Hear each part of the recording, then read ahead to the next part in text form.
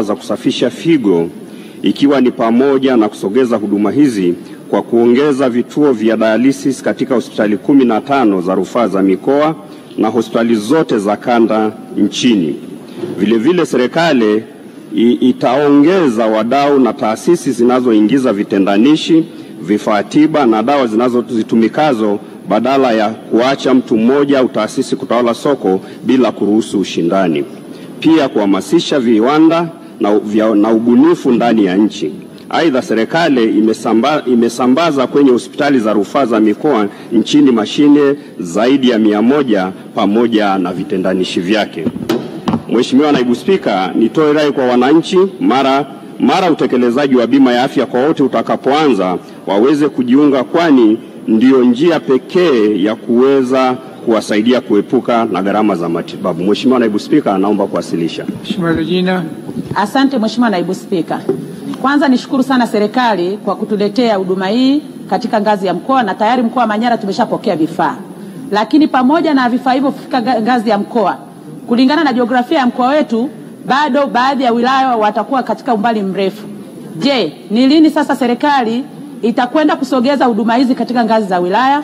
Lakini swali la pili, kwa kuwa kumekuwa na ongezeko kubwa la magonjwa ya figo, je, ni serikali ina mkakati gani wa kuandaa wataalamu wa kutosha ili kuweza kutoa elimu kwa wananchi waweze kuepukana na ugonjwa wa figo? Mheshimiwa Waziri. Mheshimiwa Naibu Spika, kwanza nimpongeze Mheshimiwa Mbunge Regina Ndege kwa jinsi ambavyo amekuwa akifuatilia masuala ya afya kwenye maeneo kwenye mkoa wa Manyara. Amekuwa akifuatilia kwenye wilaya mbalimbali akishirikiana na wabunge wa majimbo husika. Lakini niseme tu maswali yake mawili ya msingi, kwamba sasa tumefika kwenye hospitali 15 za mikoa, tutaenda kumalizia hospitali zote kwa sababu kuna utaratibu wa kusomesha wataalamu kupitia mfuko wa Rais Samia Scholarship. Wataalamu watakapopatikana, basi tutashusha watapokuwepo na wataalamu wenye uwezo ndani ya halmashauri zetu, na kila wilaya sasa tutaanza kwenda polepole na wilaya ziwezeshwe kufanya huduma hiyo kama ambavyo mbunge ameomba.